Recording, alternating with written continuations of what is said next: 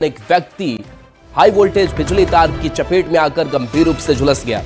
घायल गांडेय थाना क्षेत्र के कछेल गांव का विनोद मिश्रा है। प्रत्यक्षदर्शियों के अनुसार विनोद मिश्रा स्टेशन पर खड़ी मालगाड़ी पर चढ़ गया था। इसी दौरान वो ऊपर से गुजर रहे बिजली के तार के संपर्क में आ गया। युवक को इलाज के लिए गिरिडीह सदर अस्पताल भेजा गया है। तो न्यूज 18 भी आपसे अपील करता है कि इस तरीके से अपने जान के साथ खिलवाड़ ना करें, स्टेशन के डेंजर जोन में जाने से बचे। जो तस्वीर सामने आई है वो बता रही कि किस तरीके से हाई वोल्टेज तार की चपेट में एक युवक आ गया। मालगाड़ी पे एक व्यक्ति था, वो चढ़ा हुआ था। अब वो हाथ से उसका पैर फिसला या क्या, वो तार पकड़ा और उसका पैर पूरा इधर तो करंट लग गया था, लहर रहा था पूरा। और फिर कैसे वहीं पे गिरा ऑटोमेटिक। उसके बाद पता चलता है भीड़ हो गया पूरा। तो बाद में पता चलता है कि नहीं वो जिंदा है, पैदल चल के उतरा खुद या गिरा कैसे, फिर हॉस्पिटल लेके गया उसको। तो ऊपर कैसे चढ़ा हो? पता नहीं है, हम लोग तो देखे, अचानक देखे, मैं एंटर किया तो देखो ऊपर चढ़ा हुआ है। रामगढ़ से बड़ी खबर है, जहां तेज रफ्तार कंटेनर की हाईवा से टक्कर हो गई। NH-33 पर चुट्टूपालू घाटी में हादसा हुआ। कंटेनर में लगी भीषण आग, कंटेनर का ड्राइवर केबिन में फंस गया। ड्राइवर की जलकर दर्दनाक मौत हो गई। दमकल की 2 गाड़ियां मौके पर पहुंची, कड़ी मशक्कत की गई, जिसके बाद से आग पर काबू पाया जा सका। रामगढ़ रांची 4 लेन पर घंटों जाम रहा। ये तस्वीर आपको उस घटना स्थल की दिखा रहे हैं, जहां देखिए ट्रक जो है वो बीच सड़क पर धू धू कर जलता हुआ नजर आ रहा है। कंटेनर में भीषण आग लग गई। काफी देर तक यहां पर जाम की स्थिति बनी रही। NH-33 पर चुट्टूपालू घाटी में हादसा हुआ। कंटेनर का ड्राइवर केबिन में फंसा रहा और ड्राइवर की जलकर दर्दनाक मौत हो जाती है। 2 तस्वीरें आपको दिखा रहे हैं। पहली तस्वीर की ये घटना देखिए और इसी केबिन में वो ड्राइवर फंसा रह जाता है, जलकर उसकी मौत हो जाती है। दूसरी तरफ की तस्वीर आपको दिखा रहे हैं, जहां टीम भी पहुंची। ये पता नहीं चल पा रहा है क्या लोड है, लेकिन एक दुर्भाग्यपूर्ण चालक के डेथ हो गई है। ड्राइवर डेथ हो गया। एक आग लगने की सूचना मिला, हम लोगों ने पहला गाड़ी और दूसरा गाड़ी 2 गाड़ी आया। आग को हम लोग भी बुझाइए रहे हैं। तो उसमें लगता है कि कोई एक आदमी फंसा हुआ ड्राइवर है। हाँ, ड्राइवर भी तो नहीं कह सकते हैं, लेकिन लगता है कि ड्राइवर है। इस वक्त मैं मौजूद हूँ रामगढ़ रांची NH-33 के चुट्टूपालू घाटी में। आप देख सकते हैं यहाँ पर कंटेनर में आग लग गई है, जो आगे में एक हाईवा से टकरा गई और इसी में ड्राइवर की मौत हो गई है जल करके। यहाँ पर रामगढ़ थाना पुलिस पहुंची हुई है और यहाँ देख सकते हैं दमकल की 2 गाड़ियाँ भी पहुंची है। आग पर फिलहाल काबू पा लिया गया है। यहाँ पर बताया जा रहा है कि रिम इस गाड़ी में लोड है। हालांकि आग पर काबू पा लिया गया है, लेकिन एक ड्राइवर की मौत की सूचना अभी यहाँ पर आ रही है। देख सकते हैं रामगढ़ रांची चुट्टूपालू घाटी जो है, दोनों लेन अभी फिलहाल जाम है। पुलिस जो है एक लेन को चालू करवाने का प्रयास में जुटी हुई है और एक लेन से ट्रैफिक को खोलने का प्रयास किया जा रहा है, लेकिन जो टक्कर थी काफ़ी भीषण थी। यहाँ पर इंस्पेक्टर ने भी पुष्टि की है कि एक ड्राइवर की इसमें मौत हो चुकी है और जो है आग पर फिलहाल काबू पा लिया गया है। जावेद खान, न्यूज 18 रामगढ़। जमशेदपुर से बड़ी खबर है, कुख्यात अपराधी विक्रम शर्मा की हत्या हो गई है। देहरादून में विक्रम शर्मा की हत्या की गई है। जिम के बाहर निकलने के दौरान हत्याकांड को अंजाम दिया गया। जमशेदपुर के डॉन का गुरु था विक्रम। अखिलेश सिंह का गुरु विक्रम शर्मा था। दिन दहाड़े ताबड़तोड़ गोली मारकर हत्या कर दी गई जब वो जिम से बाहर निकल रहा था। इसी दौरान इस हत्याकांड को अंजाम दिया गया। देहरादून में विक्रम शर्मा की हत्या की गई है। अखिलेश सिंह का गुरु ये विक्रम शर्मा बताया जाता है। दिन दहाड़े गोली मारकर हत्या हुई। तो ये तस्वीर आप तक पहुंचा रहे हैं आशीष, हमारे साथ न्यूज 18 संवाददाता फोन लाइन पर हैं। आशीष, कुख्यात अपराधी विक्रम शर्मा जिसकी हत्या जिम से बाहर निकलते ही, क्या पूरी घटनाक्रम है?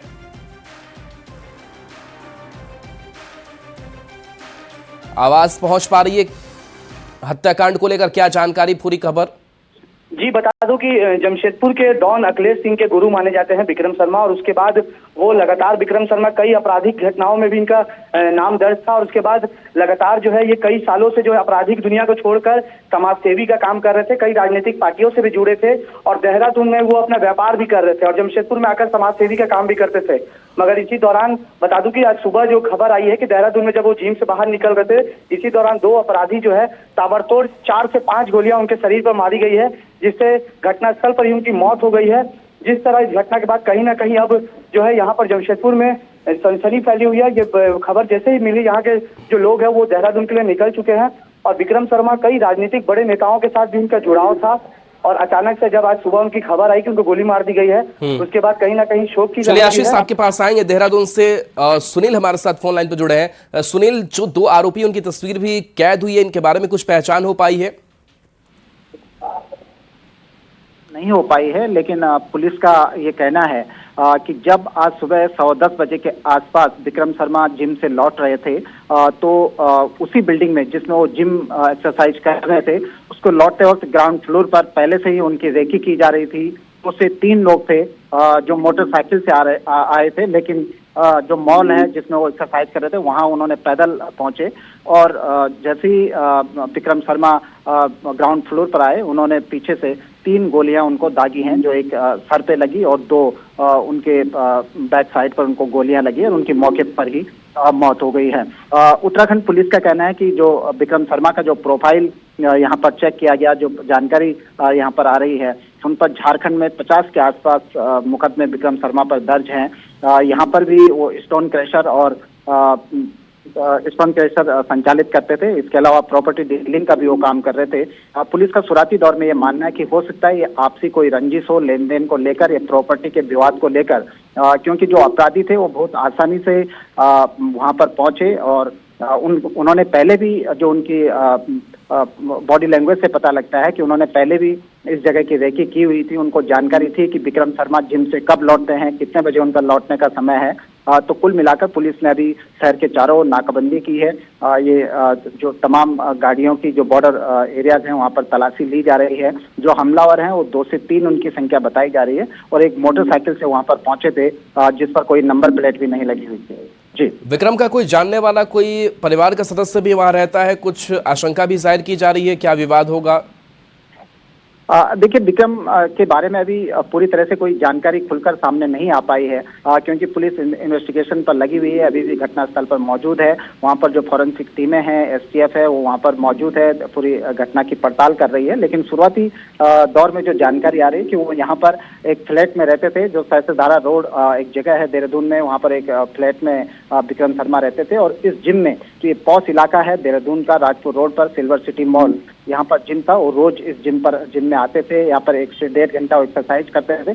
आज भी करीब 8:30 बजे के आसपास वो जिम पहुंचे थे और ठीक 10:13 पे वो जिम से बाहर निकले थे और 10:15 पर जो हमलावर हैं उनकी हत्या कर देते हैं।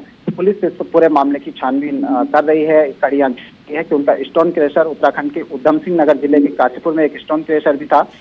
प्रॉपर्टी डीलिंग का भी उनका कामकाज था। शुरुआती दौर में पुलिस ये मानकर चल रही है कि हो सकता है प्रॉपर्टी विवाद को लेकर कोई रंजिश रही हो, जिसका परिणाम इस तरह से सामने आया। देहरादून पुलिस क्या किसी तरीके से कनेक्शन अब झारखंड पुलिस से भी करेगी, कुछ और इनपुट जुटाने के लिए, कार्रवाई आगे बढ़ाने के लिए? देखिए, बिल्कुल जैसे ही विक्रम शर्मा का झारखंड कनेक्शन सामने आया कि वो झारखंड के रहने वाले हैं, उसके तत्काल बाद पुलिस ने, उत्तराखंड पुलिस ने झारखंड पुलिस से संपर्क किया और उसकी झारखंड पुलिस से जो जानकारी मिली वही मीडिया से शेयर की गई कि जो विक्रम शर्मा हैं उनके खिलाफ झारखंड में 50 से अधिक मुकदमे दर्ज हैं, कुछ मुकदमे यूपी में भी बताए जा रहे हैं। तो पुलिस इसे एक गैंगवार से जोड़कर देख रही है। इसके अलावा प्रॉपर्टी डीलिंग के धंधे से जोड़कर शुरुआती दौर में देख रही है कि हो सकता है ये रंजिशन हत्या का मामला हो। जी, तो दोनों की तस्वीर सामने आ चुकी है। आरोपी बड़े ही बेखौफ नजर आ रहे हैं। क्या सीसीटीवी के आधार पर कुछ पहचान इन तक पहुंचने की कोशिश? देखिए, सीसीटीवी कैमरे में आरोपी साफ तौर पर दिखाई दे रहे हैं। आपने देखा होगा वीडियो में भी कि एक व्यक्ति जो हेलमेट तो पहना है लेकिन उसने अपना चेहरा नहीं ढका हुआ है। वो बहुत कूल होकर बहुत आसानी से रेकी कर रहा है, यानी कि वो देख रहा है कि कब जो विक्रम शर्मा हैं वो लिफ्ट से नीचे उतरते हैं। जैसे वो नीचे उतरते हैं वो अपने बाहर वाले साथियों को इशारा करता है और उसी दौरान उनको शूट कर दिया जाता है। तो आरोपियों ने छुपने की कोशिश भी नहीं की और जिस तरह से हमने बताया कि वो मोटरसाइकिल से तो आए थे, लेकिन मोटरसाइकिल कुछ दूरी पर खड़े करके वो पैदल ही घटनास्थल पर आए। बिल्कुल, पुलिस कार्रवाई पर आप नजर बना के रखिए, अपडेट आगे लेंगे। आशीष भी हमारे साथ जुड़े हुए हैं, झारखंड से लगातार खबर दे रहे हैं। आशीष, झारखंड पुलिस की अब कुछ हलचल देखने को मिलेगी इस मामले में? जी, कहीं ना कहीं जिस तरह की घटना हुई है उसके बाद झारखंड पुलिस के साथ साथ जमशेदपुर पुलिस भी काफी हरकत में है और इसकी टीम जो है वो जाकर वहाँ जांच करेगी। क्योंकि आपको बता दूं कि जमशेदपुर में अभी कुछ दिनों से लगातार जो है बड़े व्यापार, अभी कैरव गांधी का भी अपहरण कांड मामला हुआ था जिसमें 10 करोड़ की फिरौती मांगी गई थी। और कहीं ना कहीं जिस तरह ये जोड़कर देखा जा रहा है कि जमशेदपुर में लगातार जो नए नए गैंग आ रहे हैं वो कहीं ना कहीं बड़े गैंग के को खात्मा करके अपना वर्चस्व बनाने के लिए इस तरह की घटना को अंजाम दिए होंगे। मगर फिलहाल आपको बता दूं कि 50 से अधिक मामले जो है, जिस तरह हमारा सहयोगी ने बताया, झारखंड समेत जमशेदपुर समेत तमाम जिलों में इन पर 50 से अधिक मुकदमे हैं। और उसी दौरान जो है वो कुछ साल पहले ये जेल से बाहर निकले थे और उसके बाद राजनीतिक नेताओं के साथ ये जुड़कर समाजसेवी का काम कर रहे थे। एक निजी चैनल भी खोलकर यहाँ जमशेदपुर में चला रहे थे। और अभी एक हफ्ता पहले ही जमशेदपुर के डिमना में इनका एक फ्लैट था जहाँ इनका पूरा परिवार रहता है, वो आए हुए थे और यहाँ पर तकरीबन 10 दिन रहे थे। नजर बना के रखिए इस पूरी घटनाक्रम पर, आगे की कार्रवाई पर भी शुक्रिया अपडेट के लिए आपका। अभी तक क्या कुछ अपडेट है? देखिए, जो व्यक्ति थे विक्रम शर्मा जी, यहाँ पर जिम करने आए थे और जिम के बाद जब लौट रहे थे तो अज्ञात लोगों ने उन पर फायरिंग करी थी और साथ ही एक अन्य व्यक्ति का पता चला कि कोई मोटरसाइकिल से था जिससे वो भाग गए। चूंकि एक घटनाक्रम हुआ था, इसकी पूरी जानकारी की गई। चूंकि प्रोफाइल हमने चेक की कि ये क्या करते हैं, बेसिकली झारखंड के रहने वाले, वहाँ पर इनके 50 से ज़्यादा आपराधिक मुकदमे दर्ज है और झारखंड पुलिस से भी संपर्क किया गया है, तो उनका भी जो वर्जन है वो थोड़ा पता चले। लेकिन जैसा जानने वाले बताते हैं कि जिस तरह का इनका पहले ट्रैक रिकॉर्ड था, उसके कारण कहीं ना कहीं अपोजिट पार्टी में इस तरह की रंजिश की संभावना हो सकती है, उस एंगल पर दिखा रहे हैं। सर, इनका उत्तराखंड में भी कोई केस थे इन पे दर्ज? देखिए, उसमें अभी निकलवा रहे, उत्तराखंड में भी 1-2 केसेस का पता चला। वैसे बेसिकली सारे केसेस इनके यूपी और झारखंड के ही हैं। और साथ ही साथ किसने हमला किया हमारे लिए अभी महत्वपूर्ण ये है। और इनके इतिहास के बारे में जब पता चला तो उसके हिसाब से देख रहे हैं कि विपक्षी पार्टी में कौन था, किसके साथ उनका इस तरह के केसेस रहे हैं, तो उसको भी झारखंड पुलिस से साझा कर रहे हैं। बाकी डिटेल्स का वेट कर रहे हैं कि वहाँ से जो भी जानकारी हमें मिल पाए। सर, जो हमलावर हैं कितने थे, कैसे यहाँ पर पहुंचे थे, कोई अपडेट? 2 हमलावर थे, जो प्रत्यक्षदर्शी ने बताया वो पैदल थे, लेकिन संभवतः एक मोटरसाइकिल की बात आ रही है जिससे वो गए हो। इनके पास सर जो मृतक हैं विक्रम सिंह, इनके पास भी लाइसेंसी रिवॉल्वर था क्या? इनके पास भी है, लाइसेंसी वेपन है। अब उसको चेक करा रहे हैं कि लाइसेंस कहाँ से बना था, लेकिन जो इनके परिचित उनका कहना है कि झारखंड से बना होगा, क्योंकि यहाँ का अभी कोई रिकॉर्ड अभी हमें मिला नहीं, इसको वेरीफाई कर रहे हैं। कैमरा पर्सन दीपक राणा के साथ सुनील नौप्रभात, न्यूज़ 18 देहरादून। रांची से बड़ी खबर, जहां जेपीएससी सिविल सेवा परीक्षा पर सुनवाई हुई है। जेपीएससी परीक्षा पर हाईकोर्ट में सुनवाई हुई। उम्र सीमा में छूट को लेकर दायर जो याचिका थी उस पर सुनवाई हुई और कोर्ट ने प्रार्थियों का पक्ष सुना। अंतरिम राहत देते हुए परीक्षा फॉर्म भरने की भी अनुमति कोर्ट की तरफ से दी गई है। 22 प्रार्थियों को ऑफलाइन परीक्षा फॉर्म भरने की अनुमति मिली है।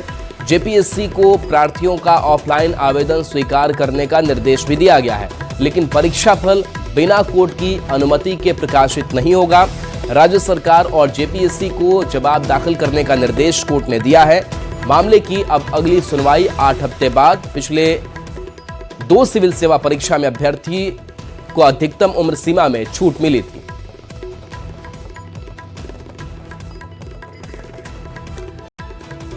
तो देखिए, संजय हमारे साथ न्यूज़ 18 संवाददाता जुड़ गए हैं। संजय, प्रार्थियों का पक्ष सुना गया, कोर्ट ने टिप्पणी क्या की?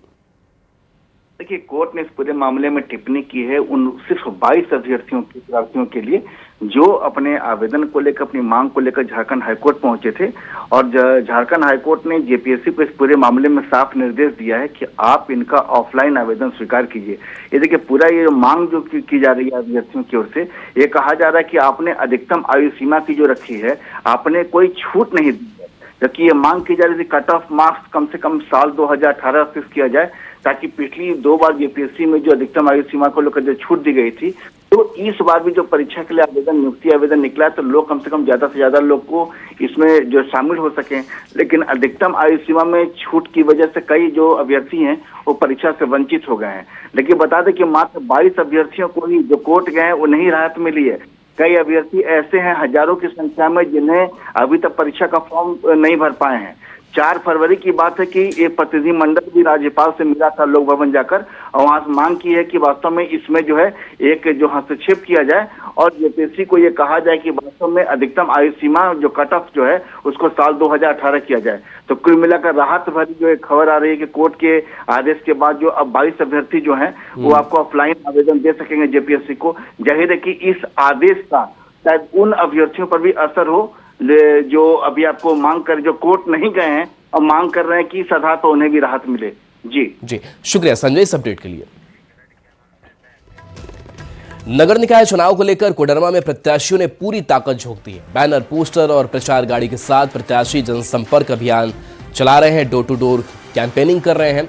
झुमरी तिलैया नगर परिषद अध्यक्ष के लिए कुल 16 उम्मीदवार मैदान में है। वहीं एक तरफ जहां भारतीय जनता पार्टी ने पंकज बर्नवाल को अपना समर्थन दिया है, तो वहीं जेएमएम समर्थित उम्मीदवार के रूप में वीरेंद्र यादव उर्फ वीरू भैया पहली बार चुनावी मैदान में है।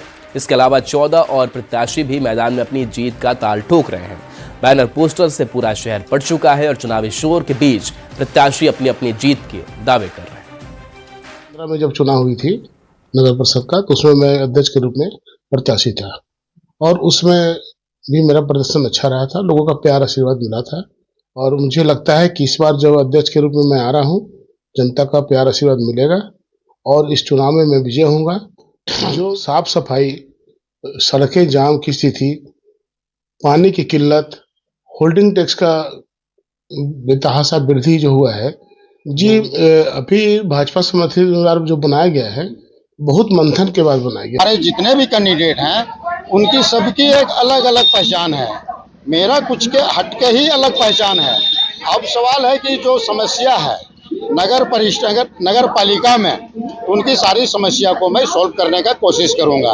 नल, पानी, जल, कुछ भी हो, रोड, नाली। नगरवासियों को इस चुनाव के पर्व में भाग लेने का अपील करता हूं और मतदान जरूर करें। और सबको सादर नमस्कार। 16 प्रत्याशी जरूर लड़ रहे हैं मैदान में। मैं अपने आप को सबसे आगे नहीं बताता। ये जनता का प्यार और जो समर्थन मिल रहा है मुझे, ये वो बताता है कि मैं उन प्रत्याशियों से अलग हूँ। काहे कि मेरा संघर्ष झुमरी तिलैया की जनता ने देखा है। अब सीधे आपको लिए चलते हैं क्रिकेट के रोमांच में। लोहरदगा जहां टूर्नामेंट का फाइनल आज है। CM Hemant Soren cricket tournament के मुख्य अतिथि के तौर पर पहुंचे हैं। वीरेंद्र सहवाग, हरभजन सिंह भी शामिल और ये सीधी तस्वीर। तो आज फाइनल बिल्कुल ये तस्वीर एक खास है, क्योंकि आप देखिए कि इस फाइनल के मुकाबले में यहाँ वीरेंद्र सहवाग आपको बल्लेबाजी करते हुए दिखेंगे। वीरेंद्र सहवाग का बल्ला, हरभजन सिंह की फिरकी और हरभजन सिंह की गेंदबाजी, कदमों का इस्तेमाल किया वीरेंद्र सहवाग द्वारा। ये सीधा शॉट और बाउंड्री लाइन के बाहर 6 रन। और ये देखिए हरभजन सिंह ने खुद इशारा किया है कि वीरू पाजी ने ये छक्का मारा है। कह रहे हैं कि तालियों की गड़गड़ाहट के साथ स्वागत कीजिए, क्योंकि जिस तरीके से ये शॉट लगाया गया है निश्चित रूप से ये दर्शाता है। और यहाँ दोनों जो पूर्व अंतर्राष्ट्रीय खिलाड़ी हैं एक दूसरे से मुलाकात कर रहे हैं, एक दूसरे से बातचीत कर रहे हैं कि लोहरदगा का ये मैदान कितना खास होता है। लोहरदगा में जब इस तरीके का आयोजन होता है तो वहां किस तरीके से क्रिकेट का जो रोमांच है वो देखने को मिलता है। दोनों ही खिलाड़ियों ने मैदान के बीचों बीच आकर अपनी बल्लेबाजी की। यहाँ जो खेल प्रेमी हैं, क्रिकेट प्रेमी हैं, उनका उत्साहवर्धन किया। और उसके बाद अब यहाँ से सीधे प्राइज डिस्ट्रीब्यूशन जो सेरेमनी है उसमें वो शामिल होंगे। यहाँ आज जो Baldev Sahu T20 cricket tournament का आयोजन किया गया था उसके फाइनल का आज वक्त है। फाइनल के मुकाबले में लोहरदगा की टीम ने मुकाबला जीता है, लेकिन उससे पहले जब प्राइज डिस्ट्रीब्यूशन होना है तो वीरेंद्र सहवाग और यहाँ आपको हरभजन सिंह दोनों ही खिलाड़ी आपको दिख रहे होंगे, क्योंकि यहाँ इस मुकाबले में आपको देखने को मिलेगा कि सभी जो खिलाड़ी हैं, जो लोहरदगा की टीम हो या फिर पलामू की टीम, सभी खिलाड़ियों के उत्साहवर्धन के लिए दोनों ही जो पूर्व अंतर्राष्ट्रीय खिलाड़ी हैं वो लोहरदगा पहुंचे हुए हैं। उनका उत्साहवर्धन इस वजह से किया जा रहा है क्योंकि लोहरदगा में क्रिकेट का पोटेंशियल और क्रिकेट के प्रति जो लोगों में उत्सुकता है उसकी ये तस्वीरें हम आप तक पहुंचा रहे थे।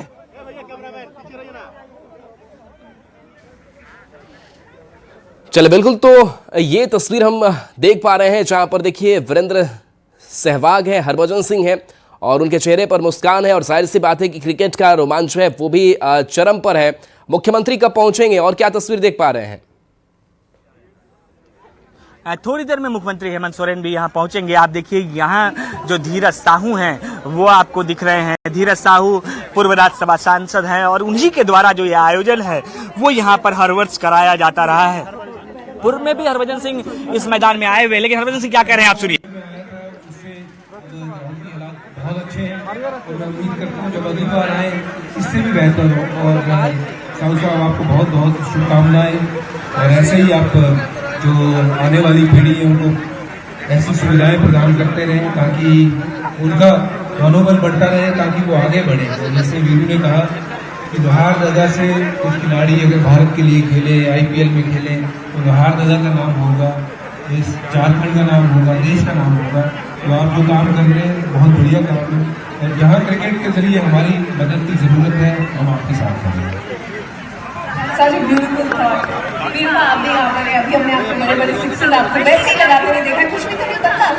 मुझे किसी ने कहा कि छक्का मार दिया, मतलब भाई वीरेंद्र सहवाग है, इसने किसी को नहीं छोड़ा, और मुझे देख के तो वैसे ही इसको चढ़ी चढ़ जाती है। बहुत खूबसूरत काम आती है जो हमने पिछले कई साल देखी है। लेकिन आपको बात करनी थी ना कि इस तरह के जो स्टेज होते हैं प्लेयर्स के लिए बहुत ज्यादा उत्साह लेकर आते हैं। लाइक आज बहुत बड़ा टीम जीतती है, प्लेयर्स के लिए जब आप खेलते थे उस समय पे खूब आने लगता है इस तरह का।